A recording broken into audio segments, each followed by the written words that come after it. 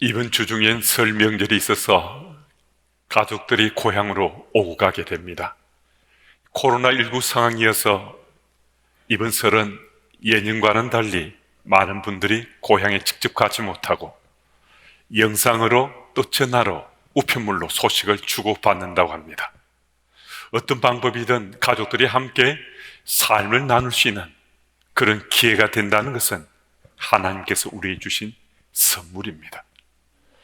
세상에는 좋은 만남, 좋은 관계들도 많이 있지만 가장 좋은 만남, 가장 좋은 관계는 가족들과 만나는 만남이요, 가족들과 맺는 관계입니다.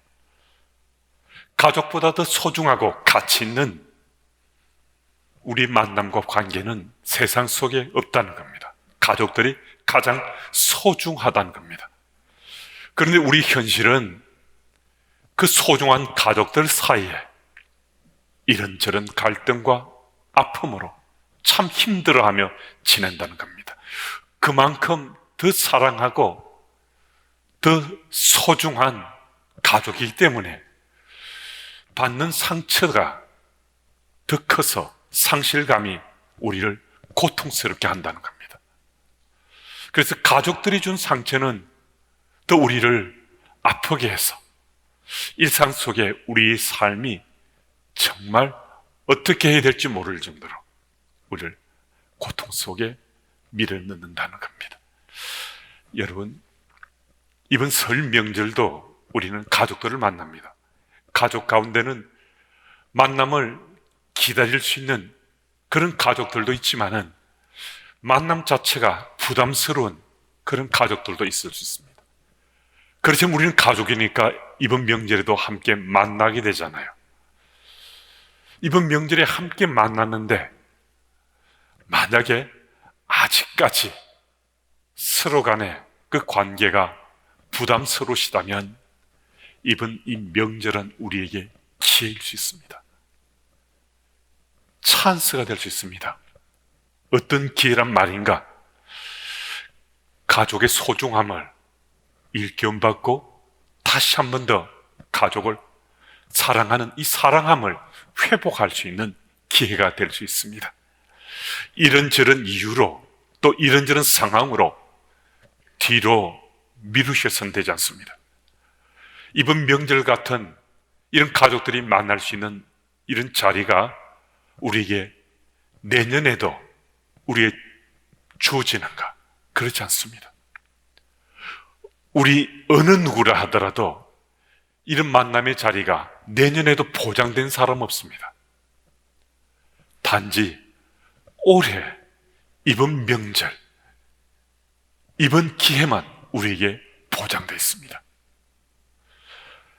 그러면 어떻게 할 것인가? 어떻게 하면 꼬여있고 금이 가 있는 가족 간의 관계를 회복할 수 있겠는가? 사도 바울의 삶을 재조명해 보면서 그 길을 찾아가면 좋겠습니다.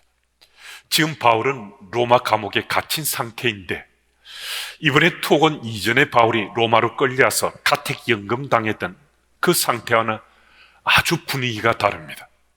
바울은 지금 작은 독방에 쇠사슬로 매여 있습니다. 바울 스스로도 자신의 죽음이 임박했다는 것을 느낄 정도로 감옥과 주변의 분위기가 이전과는 판이하게 다릅니다.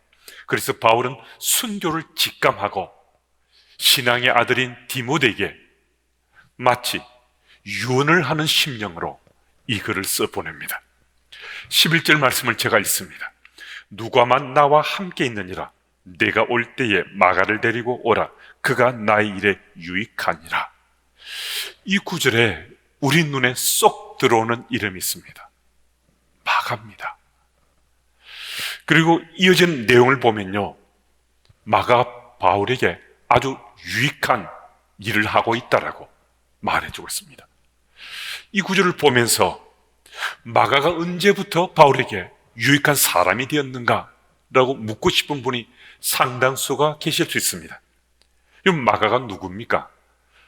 마가는 바울의 1차 전도 여행 때 밤빌리아 버가에서 리더인 바울과 갈등이 생겨서 선교 현장에서 예루살렘으로 돌아가 버리고 말았습니다.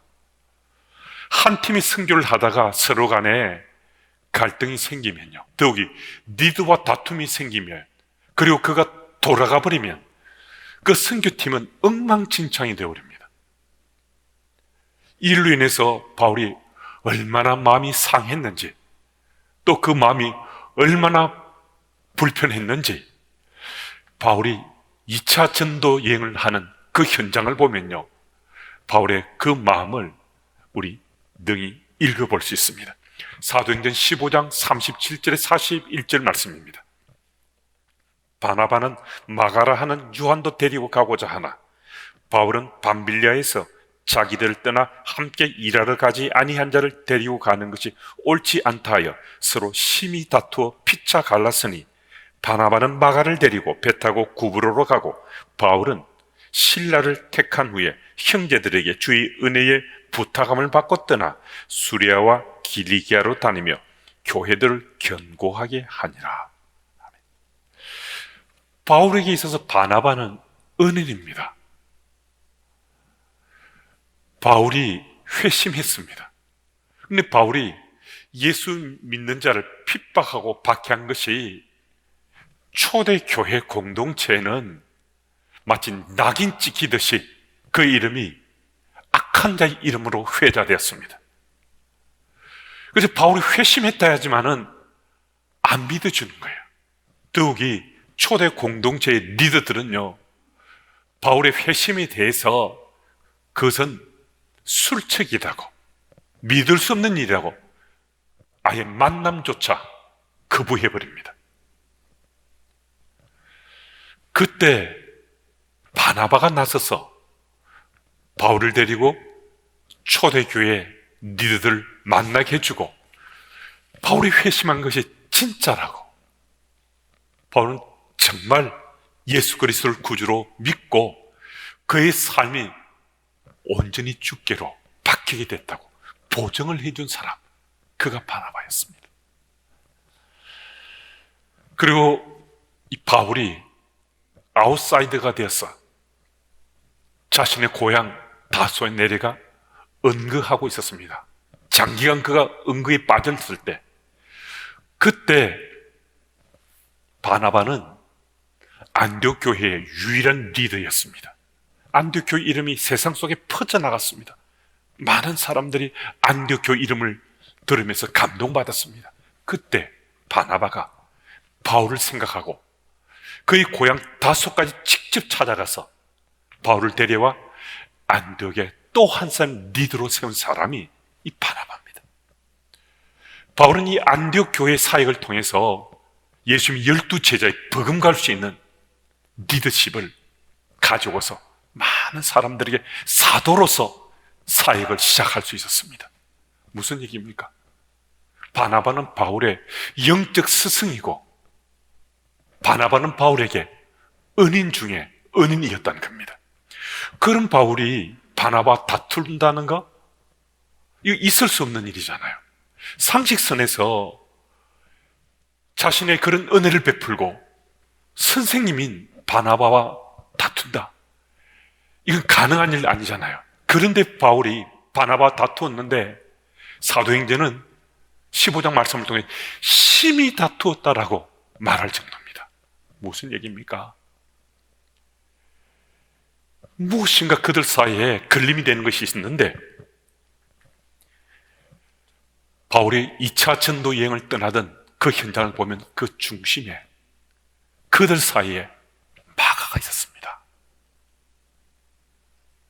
마가 때문에 그렇게 다투었다는 거죠. 마가 때문에 바울과 바나바가 갈라졌다는 겁니다. 그러니까 바울은 마가에 대해서 원망하고 불편한 마음을 넘어서서 마가에 대해서 마음밭에 미워하는 마음, 그를 신뢰하지 못하는 마음이 꽉 차 있었습니다. 바울이 2차 전도여행을 떠났을 때가 주후 52년경이었습니다. 오늘 이 본문의 상황은 주후 65년에서 68년경입니다. 그러니까 그때로부터 한 15년 정도의 시차가 있잖아요. 이 15년 정도 시차 사이에 바울과 마가사에 도대체 어떤 일이 있었는가? 어떤 일이 있었기에 마가가 바울에게 유익한 사람이요, 그에게 소중한 사람이 되어 있는가? 우리는 바울이 3차 전도여행뿐만 아니라 몇 차례 더 전도여행을 통해서 그는 초대교회에서 많은 사람들이 그를 따르고 그의 제자다기 원했던 사도 중에 사도가 된 것 잘 알고 있습니다. 근데 마가의 스토리는 어떠한가? 지난 15년 동안에 어떤 일이 있었는가? 마가는 베드로의 제자가 되었습니다. 베드로전서 5장 13절 말씀 보면 베드로는 마가를 자기 아들이다라고 생각할 만큼 베드로의 수제자가 되어 있었습니다. 또 마가는 바나바와 함께 구브로섬으로 전도 여행을 떠나기도 했고요. 골로새서 4장 10절과 빌레몬서 1장 24절 말씀 보면 놀랍게도 마가는 바울과 함께 사역 가운데 같이 옥에 갇히기도 했습니다. 그리고 바울이 순교당할 이 즈음에는 마가는 마가복음을 기술하고 있었습니다. 무슨 말씀입니까? 바울과 마가도 때로는 실수를 하고 원망도 하고 다툼도 하지만은 또 화도 내지만은 그들에게는 예수님 구주로 믿어지고 예수님을 구주로 증거하는 이들에게 다툼이나 갈등이나 반목은 오래 갈 수 없었다는 겁니다. 예수님을 그리스도로 나의 구주로 믿는 사람들에게 그들도 세상에 발듣고 살기 때문에 이런저런 일들이 일어나고 때로는 화도 내고 분도 터뜨릴 수 있지만은 그런 갈등은 오래 가지 않는다는 겁니다. 여러분, 명절을 맞아 만나게 될 가족들, 그분들 가운데 믿는 이도 있고요, 믿지 않는 이도 있을 수 있습니다. 그들 가운데 누가 예수 믿는 사람입니까? 함께 만나면요, 누가 예수 믿는 사람이죠? 바르게 예수 믿고 제대로 예수 믿는 이는 내가 되면 됩니다. 가족들과 함께 만났는데 다른 이들이 중요한 것이 아니라 내가 예수님을 바울처럼 마가처럼 믿는, 제대로 예수 믿는 사람, 바르게 예수 믿는 사람이 되면 됩니다.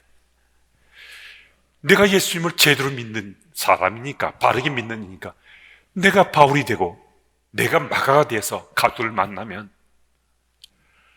갈등도 반목도 다툼도 이제는 해결될 수 있다는 것입니다. 여러분, 우리 만남의 자리가 언제라도 영원토록 이어질 것이다, 그 생각은 참 어리석고 미련합니다. 오늘 주어진 이 시간 속에요, 우리가 내가 바울처럼 마가처럼 예수님을 온전히 믿는 사람이라는 이 의식이 분명하다면요, 이 기회를 놓쳐버리면요, 내 인생을 낭비하는 겁니다. 내 인생을 낭비하는 겁니다. 하나님께 우리에게 기회 주셨습니다. 내가 예수 믿는 사람이라고 주께서 믿으셔서 내가 먼저 손 내밀게 하시는 거죠. 내가 먼저 머리 숙이길 원하시는 거거든요. 여러분, 세상의 그 어떤 일들보다 가족이 가장 소중합니다. 언제나 내 편 되어주고 나를 믿고 신뢰해 줄 사람, 나를 지지해 줄 사람, 나를 꼭 끌어안아 줄 사람, 그 사람들은 가족들입니다. 때로는 서로 간에 좀 상처를 주고받을 수도 있습니다. 갈등이 생길 수도 있습니다. 하지만 나는 이 시대의 바울이요, 나는 이 시대의 마가요, 나 예수님을 온전히 믿는 사람이라면 내가 먼저 손 내밀고 내가 품어줘야 됩니다.